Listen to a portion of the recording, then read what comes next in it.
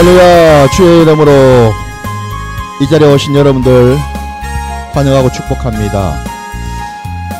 우리가 조금 전에 기도했던 것처럼 우리 주님은 살아계셔서 지금도 변함없이 우리를 붙들어 주시고 우리와 함께 하신 줄 믿습니다. 그 주님을 오늘 이 시간에도 우리가 만나기를 주의 이름으로 축원합니다. 자, 오늘 우리 주신 말씀, 우리 토요 영성훈련에 주신 말씀 함께 보겠습니다. 요한계시록 마지막 22장이죠. 요한계시록 22장 8절부터 15절까지 말씀 보도록 하겠습니다. 요한계시록 22장 8절부터 15절까지 말씀입니다. 다 찾으신 줄 알고 말씀을 제가 봉독하겠습니다. 이것들을 보고 들은 자는 나 요한이니 내가 듣고 볼 때에 이 일을 내게 보이던 천사의 발 앞에 경배하려고 엎드렸더니 그가 내게 말하기를 나는 너와 내 형제 선지자들과 또 이 두루마리의 말을 지키는 자들과 함께 된 종이니 그리하지 말고 하나님께 경배하라 하더라. 또 내게 말하되 이 두루마리의 예언의 말씀을 임봉하지 말라. 때가 가까우니라. 불의를 행하는 자는 그대로 불의를 행하고 더러운 자는 그대로 더럽고 의로운 자는 그대로 의를 행하고 거룩한 자는 그대로 거룩하게 하라. 보라, 내가 속히 오리니 내가 줄 상이 내게 있어 각 사람에게 그가 행한 대로 갚아주리라. 나는 알파요 오메가요 처음과 마지막이요 시작과 마침이라. 자기 두루마기를 빠는 자들은 복이 있으니 이는 그들이 생명나무에 나아가며 문들을 통하여 성에 들어갈 권세를 받으려 함이로다. 개들과 점술가들과 음행하는 자들과 살인자들과 우상 숭배자들과 및 거짓말을 좋아하며 지어내는 자는 다 성 밖에 있으리라. 아멘, 아멘. 자, 오늘 우리에게 주신 이 말씀을 통해서 우리 주님께서 다시 한번 우리의 마음을 또 붙들어 주시고 우리 주님의 그 선하신 계획과 뜻을 우리에게 깨닫게 해주실 줄 믿습니다. 오늘 우리가 읽은 이 본문 뭐 비록 좀 그렇게 길진 않은 내용이지만은 거의 이제 우리가 지금 막바지에 이제 왔지 않습니까? 그죠? 오늘 우리에게 주신 이 말씀 속에도 사실은 지금까지 우리가 요한계시록을 쭉 살펴보면서도 우리가 깨달았겠지만은 오늘 이 본문에도 여전히 그 핵심되는 어떤 내용들은 계속 담겨져 있음을 우리가 깨달아야 될 줄 믿습니다. 그건 다름이 아니라 이 마지막 때에 교회에 주시는 말씀이라는 거죠. 이 마지막 때에 교회가 어떤 모습으로 서 있어야 되는지 그것을 우리에게 다시 한 번 더 상기시켜주고 깨닫게 해주셔가지고 그것을 끝까지 붙들라고 지금 우리에게 말씀하고 계시는 줄 믿습니다.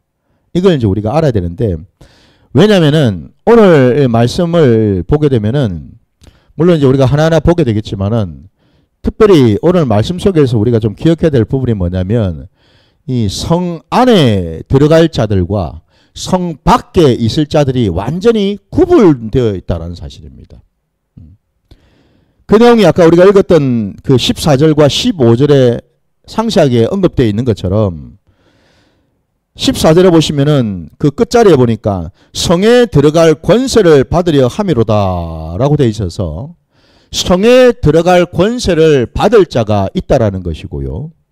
그 다음에 또 하나는 15절 또 말씀 보니까 끝자락에 다 성 밖에 있으리라 라고 되어 있습니다. 성 안에 들어갈 자와 성 밖에 있을 자가 명확하게 구분이 되는 그때가 바로 여러분 그 마지막 때. 그래서 여러분 그때는 이제는 더 이상 여러분 기회가 없다라는 거죠. 더 이상 어떻게 바꿀 수 있는 그런 시간이 없다라는 겁니다.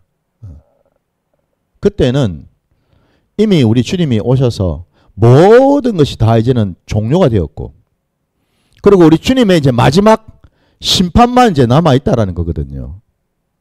그러나 여러분 오늘 이 말씀을 우리가 보면서 이 마지막 때를 또 예배하고 준비하고 그 마지막 때를 살아가고 있는 저와 여러분이 어떠한 모습으로 살아야 되고 어떻게 우리가 깨어 있어야 되는지를 우리에게 말씀해 주신다라는 거죠. 그래서 여러분 오늘 말씀 속에는 이미 모든 것이 정리가 되어서 주님이 오셔서 주님이 이제는 각 사람에게 오늘 본문에 나온 것처럼 그 행한 대로 그죠? 갚아주시는 바로 그때라는 겁니다. 그래서 그때는 더 이상 여러분 마치 우리 무궁화꽃이 피었습니다 할 때 우리 어릴 적에 많이 그거 하지 않았습니까? 그 무궁화꽃이 피었습니다라고 할 때까지는 움직일 수 있어요. 근데 피었습니다 하고 그 술래잡기가 뒤를 딱 쳐다보면은 그때 움직이면 그건 죽는 거죠. 그죠? 예. 바로 그때라는 겁니다. 이미 무궁화꽃이 피었습니다 하고 끝이 났어요. 그리고 이제 돌아볼 때라는 거죠. 그때는 꼼짝없이 그 자리에 있어야 된다라는 거예요.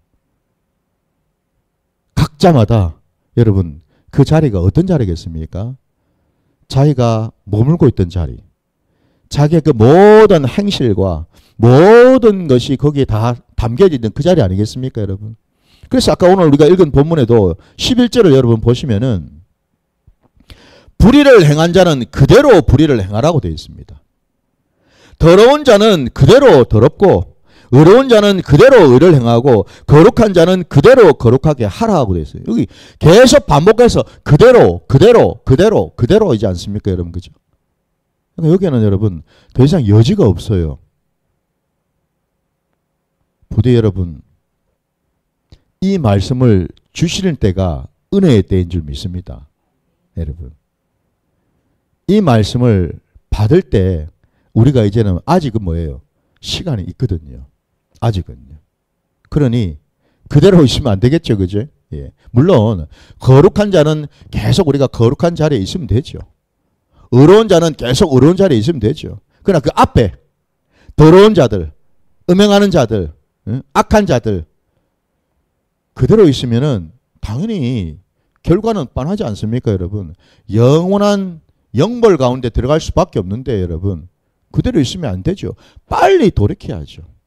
빨리 회개해야죠. 빨리 바꿔야죠. 그 자리에서 나와야죠. 그죠?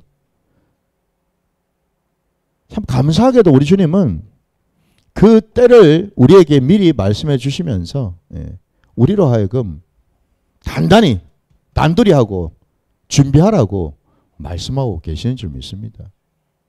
부디 여러분 지금 여러분의 삶의 자리에 여러분은 어떤 모습으로 계시는지를 한번 돌아보시기 바랍니다. 그냥 그대로 나는 있으면 됩니까? 여러분 한번 돌아보시기 바랍니다. 아우 나는 평소에 거룩하니까 나는 의로운 자니까 그대로 하면 되겠네. 그 자는 복받은 자죠. 근데 만약 그게 아니라면 오늘 이 말씀을 통해서 내 마음에 찔림이 있고 아 내가 뭔가 돌아봐야 될 것이 있다라고 느낀다면은 빨리 여러분 돌이키시고 빨리 그 자리를 떠나시기 바랍니다. 이게 여러분 은혜이고 이게 복인 줄 믿습니다. 그래서 여러분 우리가 영적으로 민감하고 늘 하나님을 만나기를 소망하는 자들이 가지는 공통된 특징이 뭐냐면요. 다른 건 몰라도 하나님 말씀에 굉장히 민감하게 반응을 할 줄 안다라는 겁니다. 하나님 말씀이 딱 들어오면은 이 말씀은 내게 주신 말씀이구나. 그러니 내가 당장 이 말씀에 순종해서 나가야지. 이게 딱딱 된다라는 겁니다. 근데 여전히 하나님 말씀이 선포되었는데도 불구하고 민기적거리고 있고 여전히 내가 하고 있는 그대로 지금 하고 있고 그런 자들은 평소에 뭡니까? 하나님과 동행하지 않는다라는 거예요. 하나님 말씀을 늘 가까이 하지 않는다라는 뜻입니다. 부디 저도 여러분도 다른 건 몰라도 여러분 우리가 우리 신앙의 자리에서 내 삶의 자리에서 가장 우리가 집중하고 가장 관심을 가져야 될 영역이 뭐냐? 바로 하나님이 내게 주신 그 말씀을 분별하고 반응하는 바로 그 자리인 줄 믿습니다.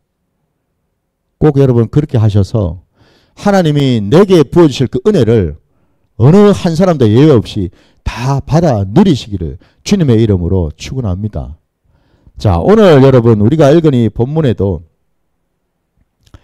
이 요한이 자신에게 얘기했던 그 천사가 나오지 않습니까? 그죠? 이 일을 내게 보이던 천사의 발 앞에 이 요한이 경배하려고 했습니다. 그랬더니 그 천사가 그 절을 하려고 하는 그 요한을 한사코 말리면서 한 얘기가 오늘 우리 9장에 보면 나오지 않습니까? 나는 너와 내 형제 선지자들과 또 이 두루마리의 말을 지키는 자들과 함께 된 종이라고 말하고 있습니다. 그러니 그리하지 말고 하나님께 경배하라라고 얘기하고 있습니다. 그죠? 여러분, 사도 요한이 활동하던 그 시대에, 그 초대교회 그 시대에 안타깝게도 그 교회 안에 이단들도 참 많이 들어와 있었습니다.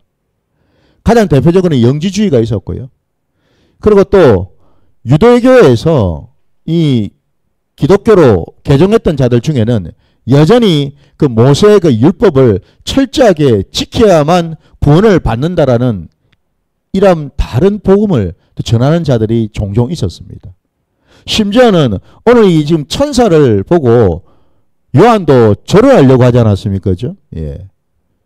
그 시대에도 여러분, 이른바 천사를 숭배하는 그러한 자들이 도처에 있었다라는 겁니다. 왜냐하면 천사는 영적 존재이고, 그죠? 하나님의 어떤 그런 일을 담당하는 그런 존재이다 보니까 사람하고는 이게 좀 다르지 않습니까? 그죠? 예. 각자마다 하나님께서 그에게 어떤 능력을 주셨기 때문에, 사명을 주셨기 때문에 그것을 감당하기 위해서 많은 천사들이 하늘과 땅을 오르락 내리락 하겠죠. 그죠? 근데 그들 중에, 사람들 중에 바로 그러한 천사들을 바라보면서 마치 그 천사가 하나님인 양 그 천사를 숭배하고 천사 앞에서 절을 하는 자들이 종종 있었다라는 거예요. 요한조차도, 오늘 요한조차도 이 말씀을 전하는 이 천사를 향해서 절을 할 뻔하지 않았습니까? 그죠? 감사하게도 이 천사는 하나님을 따르는 그러한 천사였습니다. 본인 스스로 자기를 가리켜서 종이라고 하지 않았습니까? 그죠? 예. 하나님의 종일 뿐입니다.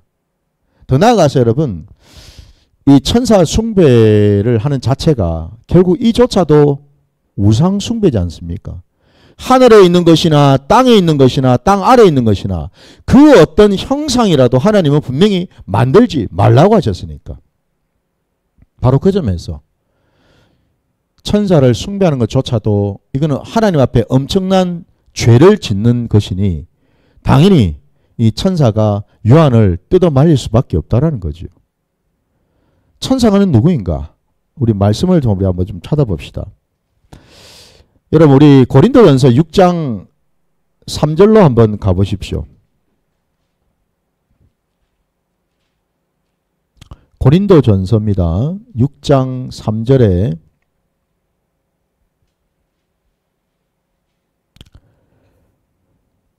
(6장 3절입니다) 고린도전서 6장 3절 제가 말씀 봉독하겠습니다. 우리가 천사를 판단할 것을 너희가 알지 못하느냐? 그러하거든 하물며 세상 일이랴 라고 되어 있습니다. 놀랍게도 사도 바울은 고린도 교회 그 교인들 향해서 우리가 천사까지도 판단을 해야 될 자들이라고 말하고 있다라는 겁니다, 여러분. 천사가 아무리 영적인 존재이고 그가 이 천상과 이 지상을 오르락내리락 하면서 하나님의 뜻을 전하는 하나님의 일을 감당하는 그러한 존재라 하더라도 놀랍게도 여러분, 우리 기독교 신앙 안에서 하나님께서 당신의 형상대로 지은 존재는 오직 사람이라는 것을 우리가 알아야 되는 줄 믿습니다. 더 나아가서 우리 하나님께서는 오직 사람에게 향해서 여러분, 하나님이 택하신 하나님의 형상대로 지음받은 그 사람에게 향해서 우리 하나님은 이렇게 말씀하지 않습니까? 나는 너희의 하나님이 되고 너희는 내 백성이 될 것이다 라고 말씀합니다. 심지어 우리는 또 하나님의 자녀라고도 말씀하지 않습니까, 여러분? 이거는 여러분 천사에게 주신 말씀이 아니었습니다. 사람인 우리에게 주신 말씀이에요. 하나님의 그 모든 능력과 하나님의 모든 기업을 물려받을 상속자는 천사가 아니라 하나님의 백성, 하나님의 교회가 되는 줄 믿습니다. 바로 그렇기 때문에 여러분, 오늘 사도 바울은 이렇게 고백하고 있는 겁니다. 너희가 천사들까지도 판단하는 줄을 알지 못하느냐라고 말입니다, 여러분. 그러니 여러분, 우리가 천사를 숭배해서는 안 되겠죠, 당연히. 말씀 하나만 더 찾아봅시다, 여러분. 우리 히브리서 1장 14절로 한번 가보겠습니다. 히브리서 1장 14절입니다.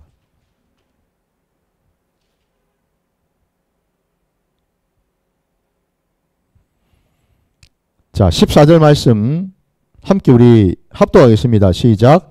모든 천사들은 섬기는 영으로서 구원받을 상속자들을 위하여 섬기라고 보내심이 아니냐. 아멘. 분명히 여기 모든 천사입니다. 예외가 없습니다. 모든 천사는 왜 하나님이 지으셨느냐? 그들을 섬기라고. 누구를 말입니까? 구원받을 상속자들을 위해서 그들을 섬기라고 하나님이 지으셨다라는 겁니다.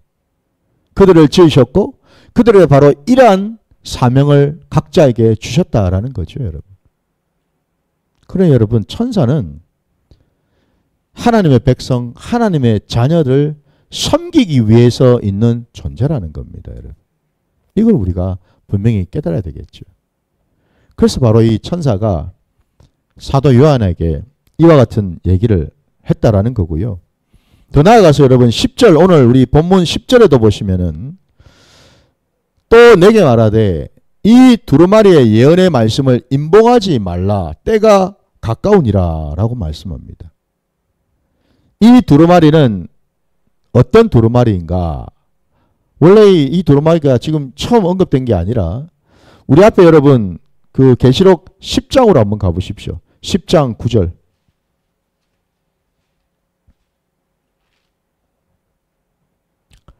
10장 9절입니다. 9절부터 11절까지 말씀 보겠습니다. 내가 천사에게 나아가 작은 두루마리를 달라 한즉 천사가 이르되 갖다 먹어버리라. 내 배에는 쓰나 내 입에는 꿀같이 달리라 하거늘 내가 천사의 손에서 작은 두루마리를 갖다 먹어버리니 내 입에는 꿀같이 다나 먹은 후에 내 배에서는 쓰게 되더라. 그가 내게 말하기를 내가 많은 백성과 나라와 방언과 임금에게 다시 예언하여야 하리라 하더라 되어 있습니다. 바로 여기 작은 두루마리가 나오죠. 예. 이 작은 두루마리를 천사가 요한에게 먹으라고 얘기를 했습니다. 이유는요, 11절에 나와 있는 것처럼 많은 백성과 나라와 방언과 임금에게 다시 예언을 해야 되기 때문에. 예. 왜 다시 예언이라는 말을 쓰고 있을까요? 다시라는 말은 그럼 그 전에 있었다라는 것 아닙니까? 그죠? 그 전에 이미 예언이 되어 있었다라는 말 아닙니까? 그죠? 그러면 그 전에 그때가 언젠가? 자, 우리 여러분 다니엘서로 한번 가보겠습니다. 다니엘서 12장 4절을 한번 볼게요.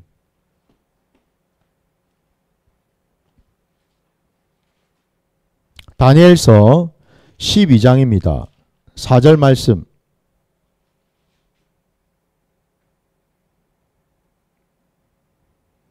(12장 4절) 말씀입니다. 우리 함께 합독하겠습니다. 시작. 다니엘아, 마지막 때까지 이 말을 간수하고 이 글을 봉함하라. 많은 사람이 빨리 왕래하며 지식이 더하리라. 아멘.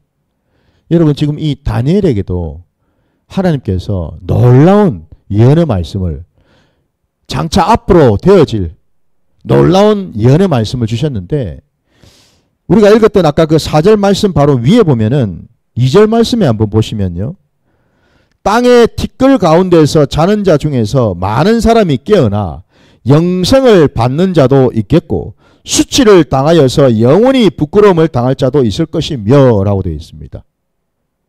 구약에서 여러분 이 영생이라는 단어가 여기 처음 나옵니다. 이 다니엘서에서. 놀랍게도 하나님께서 이 다니엘에게 말이죠.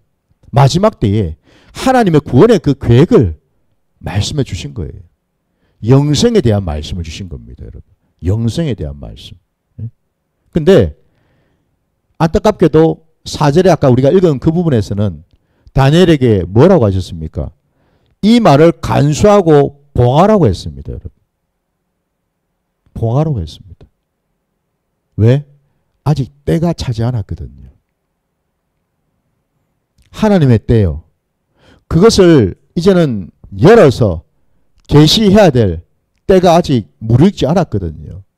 그래서 이 다니엘의 때에는 말씀을 주셨지만 봉하라고 말씀하고 있습니다. 그런데 이제 여러분 오늘 우리가 읽은 본문 10절에는 마침내 그 두루마리의 예언의 말씀을 이제는 뭐예요? 임봉하지 말라라고 되어 있습니다. 이제는 봉하지 말고 활짝 열어서 전파하라. 알려라. 왜? 때가 가까이 왔기 때문이다. 때가 다 되었다라는 거예요, 여러분.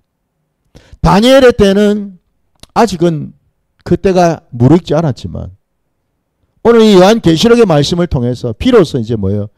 그 말씀의 때가 이제는 무르익게 되었다라는 거죠. 이게 우리 하나님의 놀라운 구원의 경륜입니다. 그 두루마리를 이제는 우리에게 보여주신다라는 겁니다. 이 말세를 살아가는 우리에게 하나님의 그 놀라운 그 구원의 경륜, 아까 그 다니엘서의 말씀에 나와 있던 것처럼 여러분, 믿는 자에게는 하나님의 말씀을 받아서 그 뜻대로 순종하는 자에게는 영생을 주신다라고 말씀하셨습니다. 이게 하나님의 뜻이라는 거죠. 이 놀라운 계획을 오늘 우리 계시록 말씀을 통해서 이제는 활짝 열어주셨다라는 거예요. 그러니 저와 여러분, 우리는 얼마나 복된 자입니까? 하나님께서는 성경의 말씀을 감추시는 게 아니라 이제는 뭐예요? 열어주셨다라는 겁니다. 우리가 하나님 앞에 나아가기만 하면, 진심으로 우리가 하나님을 알고자 애를 쓴다면, 하나님의 그 뜻에 우리가 순종하려고만 한다면은 하나님은 누구에게라도 이 말씀을 보여주신다라는 것입니다. 그리고 바로 그 말씀이신 주님이 이미 이 땅에 오시지 않았습니까? 그러니 우리는 여러분 복된 자가 됐다라는 거죠. 바로 그 말씀 속에 우리가 지금 들어와 있는 줄 믿습니다. 자, 그래서 오늘 그 뒤에 또 계속 이어서 보는 말씀에 여러분 12절 말씀을 한번 보시면은 보라 내가 속히 오려니 내가 줄 상이 내게 있어 각 사람에게 그가 행한 대로 갚아주리라 말씀하고 계셔요. 그가 행한 대로 내가 갚아주겠다. 여기서 지금 주님이 속히 오겠다라고 분명히 말씀하셨고, 예. 그리고 그 오셔서는 그가 행한 대로 갚아주겠다 말씀하셔요. 여기서 여러분 이 행한 대로 갚아준다라는 것이 뭐를 말할까? 우리가 여기서 오해를 해서는 안 되는 것이 여러분, 우리 기독교 신앙은 행위의 신앙이 아닙니다, 여러분.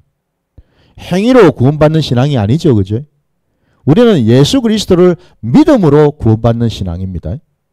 내 어떤 행위, 내 행실, 내 어떤 선행, 나의 어떤 공로, 이런 것을 가지고서 구원을 받을 수 있는 신앙이 아니다 이 말입니다.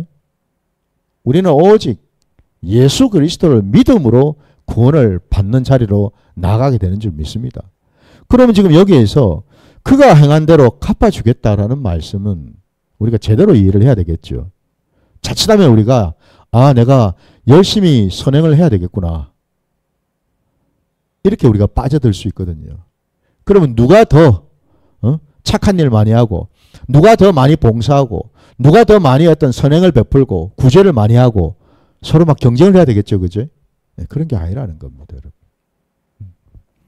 자, 우리 누가복음 여러분 23장 39절로 한번 가보겠습니다. 누가복음입니다.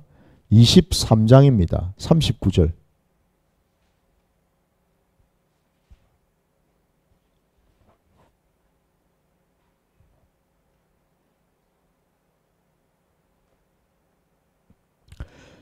자, 누가복음 23장 여러분 39절부터 43절까지 말씀입니다. 자, 함께 보겠습니다. 제가 말씀 봉독할게요.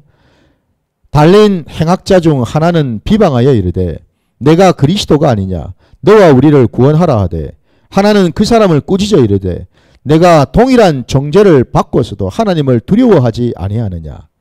우리는 우리가 행한 일에 상당한 보응을 받는 것이니 이에 당연하거니와 이 사람이 행한 것은 옳지 않은 것이 없느니라 하고 이르되 예수여 당신의 나라에 임하실 때에 나를 기억하소서 하니 예수께서 이르시되 내가 진실로 내게 이르노니 오늘 내가 나와 함께 낙원에 있으리라 하시니라. 아멘. 오늘 이 방금 읽은 이 누가복음의 이 말씀 우리가 너무나 잘 아는 말씀 아닙니까? 예수님께서 십자가에 달리셨을 때 그 예수님 좌우편에 함께 십자가에 달려 있었던 두 강도가 있었고, 근데 지금 보시는 것처럼 좌편 강도와 우편 강도가 완전히 다른 모습을 하고 있었습니다. 한쪽은 여전히 자기도 죄를 지어가지고 흉악한 죄를 지어서 십자가에 달려 있으면서도 불구하고 여전히 악한 그 심령으로 예수를 정죄하고 예수를 조롱하는 그런 짓을 지금 하고 있죠. 네가 그리스도냐? 그러면 한번 보여봐라. 그럼 믿어줄게. 여러분, 사람이 여러분 이 땅을 살아가면서 가장 그 자신의 어떤 본 모습 그대로를 정확하게 드러내줄 때가 어쩌면 아마 그 사람이 이 땅을 마감할 아마 그 무렵이 되지 않을까라는 생각을 해봅니다. 많은 사람들이 얘기를 하죠. 간증을 합니다. 그 사람이 어떤 사람들이 죽는 모습을 우리가 보지 않습니까? 임종의 모습을 우리가 지켜볼 때에 그 임종의 모습이 평소 그 사람이 어찌 살았는지를 정확하게 보여주는 하나의 기준이 될 수 있다는 것. 예수를 믿었던 자, 평생을 예수를 믿고 그 신앙 안에 살았던 자는 죽음 앞에서도 그죠? 예, 담대할 수 있죠. 감사할 수 있죠. 그죠? 왜? 우리 주님이 나를 맞아 주러 오실 거니까. 주님이 나의 손을 이끄시고 오늘 이 또 한편의 강도처럼 주님과 함께 낙원으로 천국으로 갈 것을 그는 믿고 있으니까. 그래서 여러분 예수쟁이는 죽을 때 보면 표가 나지요. 죽을 때 보면 너무나 평안하고 할렐루야 감사를 한다라는 겁니다. 여러분. 그러나 세상에 살면서 하나님을 모르고 하나님을 믿지 않은 자들은 이 세상을 마무리하고 마감하는 그 시간이 얼마나 여러분 원통하고 억울하고 아깝고 화가 나고 답답하겠습니까 여러분. 내가 이리 죽으면 안 되는데, 예? 내가 더 살아야 되는데 발버둥을 치고 그죠? 예? 아마 여러분들도 많이 아마 들어보셨을 겁니다. 부디 저도 여러분도 우리가 주를 믿음으로 인해서 이 땅을 내가 살아가는 것도, 그리고 이 땅을 우리가 마감을 하고 천국으로 입성하는 것도 모든 것이 은혜 가운데 다 이루어져야 될 줄 믿습니다. 여러분. 이게 중요합니다. 오늘 우리가 읽은 이 누가복음에 있는 이 말씀을 속에서 여러분 예수님에게 자신의 그 죄를 고하고 예수님께 자기를 온전히 내어드리는 이 죄인을 여러분 한번 보십시오. 그는 평생을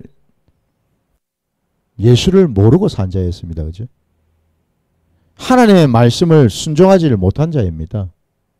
그러나 그가요, 마지막에 그 순간에 하나님의 은혜를 부어주셔서 그 심령을 만지셔서 그 입술로 하여금 예수를 인정하게끔 하지 않았습니까? 그죠? 예수를 인정하게 했습니다. 그리고 그 예수님께 간절히 구하지 않았습니까? 아까 읽었던 부분, 예수여 당신의 나라에 임하실 때 나를 기억하소서. 여러분, 이게 여러분 우리가 고백해야 될 내용인 줄 믿습니다. 아까 우리가 요한계시록에 보았던 것처럼 주님이 속히 오셔서 우리 각자가 행한 대로 갚아주리라 하는 그 말씀이 여러분, 그 행한다라는 것이 내가 뭘 이렇게 열심히 뭘 하는 것을 말하는 게 아니고 여러분, 여기서 행한 대로 갚아준다는 뜻이 갖는 의미는 뭐냐면 내가 예수를 얼마나 고백하는가, 내가 예수를 얼마나 인정하는가, 내가 예수를 얼마나 나의 구주로 나의 주인으로 내가 인정하고 예수 안에 내가 들어가서 그 예수를 따르려고 했는가, 바로 이거인 줄 믿습니다. 여러분, 예수와 상관없이 내가 이런 일하고 저런 일하고 이게 아니다라는 겁니다. 날마다 여러분의 삶의 자리에서 예수를 고백하십시오. 예수 그리스도를 인정하십시오. 그분이 바로 나의 하나님이시고 나의 구주이심을 날마다 인정하시고 고백하시고 그분께 나를 올려드리시는 복된 자들 되시기를 주의 이름으로 축원합니다. 이게 바로 여러분 우리가 행해야 될 일이지요. 어느 부자가 예수님 앞에 찾아와서 묻지 않았습니까? 내가 무엇을 하여야 영생을 얻으리까? 우리 주님이 말씀하셨습니다. 네가 할 것은 아무것도 없다. 네가 뭘 해가지고 뭘 한다고 해서 영생을 얻을 수 있는 그런 것이 아니다 라고 말씀하셨어요. 우리 주님은 정확하게 알고 계셨죠. 그 부자가 뭐가 문제인지를, 뭐가 부족하고 뭐가 문제인지를 정확하게 아셨습니다. 두 가지를 제시를 하셨습니다. 첫째는 네가 가지고 있는 모든 소유를 가난한 자들에게 주라고 말씀하셨습니다. 왜 그렇습니까? 그에게 있어서 그 모든 소유는 하나님의 자리에 있었기 때문에 그렇죠. 예. 하나님과 견줄 그런 자리에 있었습니다. 부디 여러분, 저도 여러분도 그 어느 것도 여러분 하나님의 자리에 있어야 될 것은 아무것도 없습니다. 여러분, 있어서는 안 되는 줄 믿습니다. 모든 것이 여러분 하나님의 주권이고 하나님이 제일 위에 계셔야지요. 하나님과 내가 뭘 견주겠어요, 여러분? 내가 가지고 있는 뭘 가지고? 과연 그럼 그 자가 여러분 두 임금을 섬길 수가 있겠습니까, 여러분? 이것도 섬기고 이것도 섬기고 할 수가 있겠냐라는 겁니다. 불가능하죠. 바로 그것 때문에 주님은 그 부자가 가지고 있는 한계를 아셨기 때문에 정확하게 그 지점을 딱 말씀해 주셨어요. 그리고 두 번째, 그러고 나서 나를 따르라 말씀하셨습니다. 여기서 행한 대로 갚아주겠다라는 말은 다름이 아니라 나를 따르라는 뜻입니다. 여러분. 네 길 가지 말고 네 원하는 거 하지 말고 내 뒤를 따라오라고 말씀하십니다. 내 뒤를 따라오라. 이게 여러분 행한 대로 갚아주시겠다라는 뜻이에요. 네?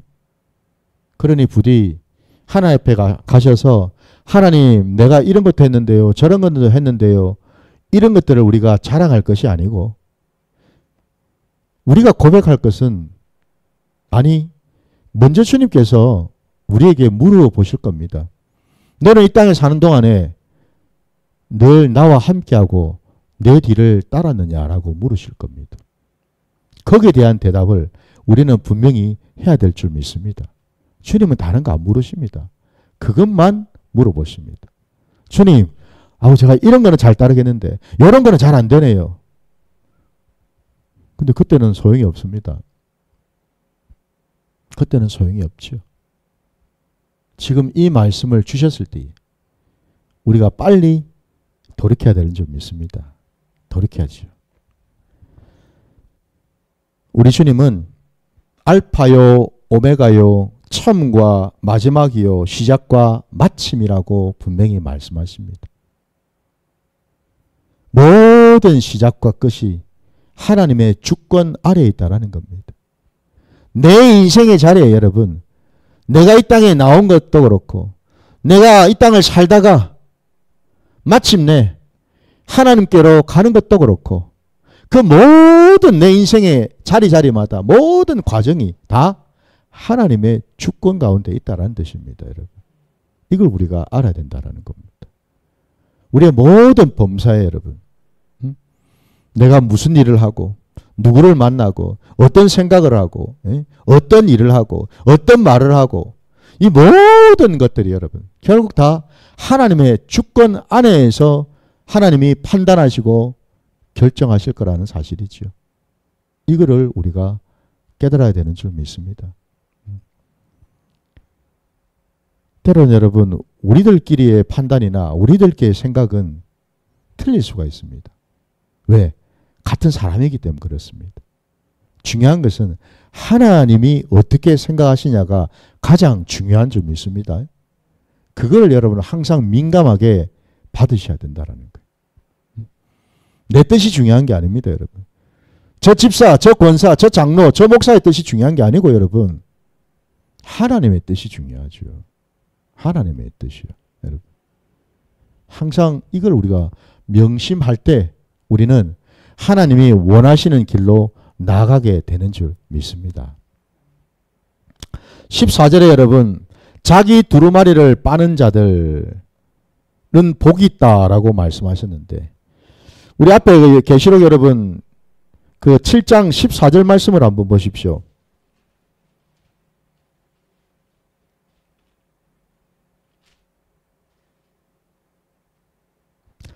(7장 14절) 말씀 내가 말하기를 내 주여 당신이 아시나이다 하니 그가 나에게 이르되 이는 큰 환난에서 나오는 자들인데 어린 양의 피에 그 옷을 씻어 희게 하였느니라. 아멘. 여기 분명히 말씀하고 계시죠. 자기 두루마리를 빠는 자는 다름이 아니라 어린 양의 피로 빠는 거죠. 바로 이겁니다, 여러분. 그냥 내 행실로 내 선행으로 하는 게 아니라는 겁니다. 우리가 거룩해질 수 있는 유일한 이유는 우리가 정결해질 수 있는 유일한 이유는 주님의 보혈 때문이라는 겁니다. 여러분. 주님의 보혈의 그 말씀요. 그 보혈 때문에 우리는 정결해질 수 있고 깨끗해지는 줄 믿습니다. 여러분. 그래서 우리 말씀에도 말씀과 기도로 거룩해진다라고 말씀하죠. 결국 그러면 그 말씀과 기도가 뭡니까? 그게 다 주님의 보혈을 상징한다라는 것 아닙니까, 여러분? 기도조차도 여러분 보십시오. 내 정욕과 내 의지로 하는 게 아니라는 겁니다. 그죠? 말씀에 의지해서 말씀을 붙들고 말씀에 근거해서 기도한다 이 말입니다, 여러분. 그럴 때 우리의 기도가 하나님이 기뻐 받으시는 연락하시는 기도가 될 수 있다라는 사실이거든요. 그런 여기 지금 두루마리를 빠는 자들은 오직 예수 그리스도의 보혈로만 그 옷을 빨아 입어야 된다라는 사실을 우리가 깨달아야 되는 줄 믿습니다. 바로 그러한 자들이 복이 있어서 그들은 생명나무에 나아가며 문들을 통해서 마침내 성에 들어갈 권세를 받게 된다라는 사실이죠. 바로 그 새 예루살렘 그 성 말입니다, 여러분. 새 하늘과 새 땅이 열리고 하늘에서 새 예루살렘이 내려와서 그 성 안으로 들어갈 수 있는 그러한 자. 바로 그 자가 이긴 자이고 그 자가 둘째 사망의 해를 받지 않는 자이겠죠. 그 자가 바로 천년 왕국 안에서 우리 주님과 영원토록 왕노릇하면서 살 자이겠죠. 그죠? 이 모든 것을 다 포괄하고 있어요, 여러분. 성에 들어갈 권세를 갖는다라는 말은 그 모든 것을 다 포함하는 거죠. 그래서 앞에 다 말씀을 하고 계시는 겁니다. 도대체 그 권세가 뭔 권세인가? 성에 들어갈 권세가 뭔가? 하나님의 유업을 다 물려받을 상속자가 되었다는 것 아니겠습니까, 여러분? 마침내 우리가 성화의 과정을 이제는 지나서 영화로운 그러한 존재가 되었다라는 뜻이거든요, 이게 여러분. 또 다르게 표현하면 이게 뭐겠습니까? 우리의 산돌 되시는 바로 그 주님, 그 주님의 그 성품을 날마다 닮아가서 예수 그리스도의 그 장성한 분량에까지 이르게 된다라는 그런 뜻이겠죠. 그지? 이게 다 연결이 되고 있는 겁니다. 지금 다 연결이 되고 있어요. 그러한 자가 바로 여러분 그 성에 들어갈 수 있다라는 것. 자, 그러나 여러분 또 우리가 알아야 되는 것. 마지막 그 15절 말씀해 보시면 개들과 점술가들과 음행하는 자들과 살인자들과 우상 숭배자들과 및 거짓말을 좋아하며 지어내는 자는 다 성 밖에 있으리라 되어 있습니다. 성 밖은 여러분 그냥 성 밖이 아니죠. 그 성 밖이 어디겠습니까? 영원한 형벌이 있는 그 자리 아니겠습니까, 여러분? 잔치 자리에서 쫓김을 당해서 바깥에서 울며 이를 가는 자가 되지 않겠습니까? 이들이 바로 이러한 자들 아닙니까, 여러분? 그래서 여러분 여기서 말하는 이 성 밖은 그냥 성 담벼락이 있고 바로 그 너머에 있는 자를 말하는 게 아니라는 겁니다. 천국과 지옥은 분명히 우리 주님이 비유로 말씀을 하셨어요. 그 사이에 큰 구렁이 있어서 천국에 있는 자도 지옥으로 넘어올 수 없고 지옥에 있는 자도 천국으로 넘어갈 수 없다라고 되어 있습니다, 여러분. 그 엄청난 간극이 있어서 결코 오고 갈 수 있는 자리가 아니다라는 겁니다.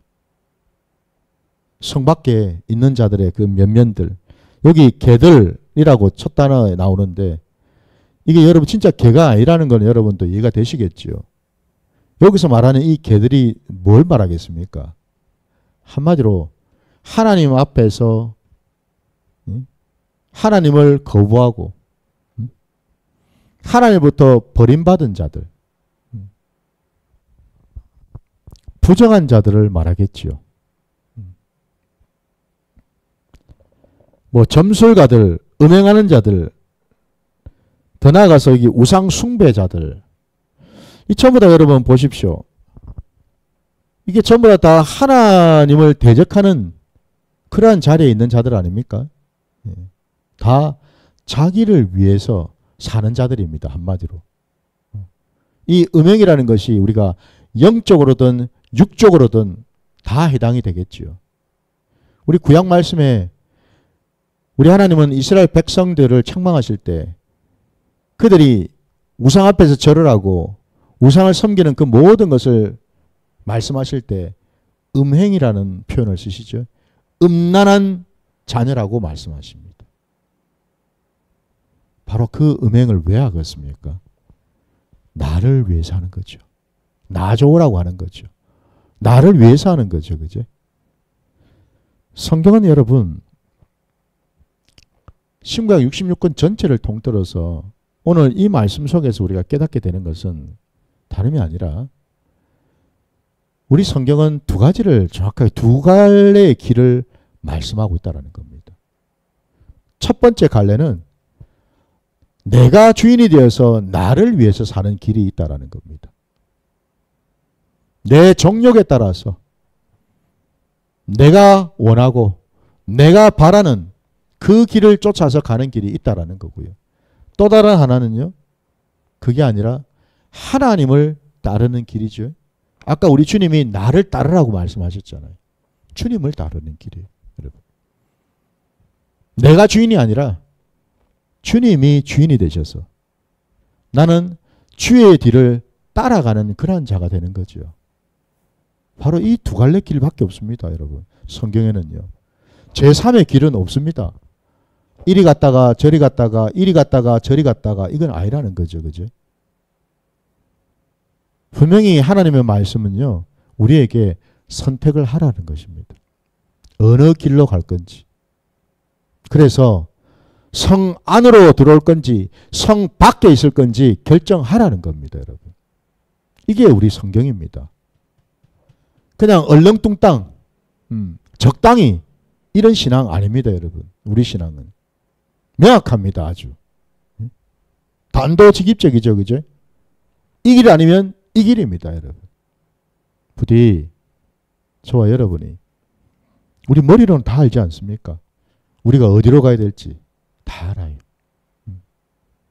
이제는 여러분 머리만이 아니고 우리의 마음이, 우리의 손과 발이 주님이 가시는 그 길로 가야 될 줄 믿습니다. 이게 사실 우리에게 남아있는 과제이지요. 머리는 여시같이 다 압니다. 우리가 어디가 좋은지는, 어느 길이 진리인지는 다 알아요. 우리가요. 근데 중요한 건요, 내 삶의 자리에서 따라가지를 못하니까 항상 문제인 거 아닙니까 여러분? 늘 갈등하니까 문제 아닌 거 아닙니까? 늘 내가 계산기 두드리니까 문제 있는 거 아닙니까 여러분? 이리 가야 될지 저리 가야 될지. 계산기를 던지셔야죠. 내가 두드리고 있는 계산기를 이제는 여러분 빨리 던지셔야죠. 계산기 두드린다고 답이 나오는 게 아니고 주님을 따를 때 답이 나오는 줄 믿습니다.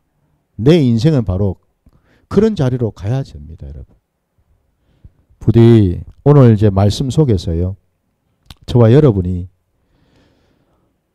늘 우리가 주를 따르는 이유가 결국에는 이 거룩한 예루살렘 성 안으로 들어가기 위해서 아닙니까? 결국 우리 핵심은 이거잖아요, 여러분. 아니 실컷 수십 년 내가 이 땅 사는 동안에 예수 믿고 내가 교회 다니고 신앙생활을 했다고 했는데 결론은 천국 가야죠, 여러분. 아니 이게 결론이지. 과정이 아무리 뭐 중요한들 뭐 결론에서 여러분 내가 삐끗해가지고 성 밖에 있으면 뭔 소용이 있습니까, 여러분? 바로 이겁니다. 결론을 제대로 우리가 맺어야죠. 그 온전한 그 길로 모두가 걸어가시기를 주님의 이름으로 축원합니다. 자, 오늘 말씀은 여기까지 하고 우리 잠시 쉬도록 하겠습니다.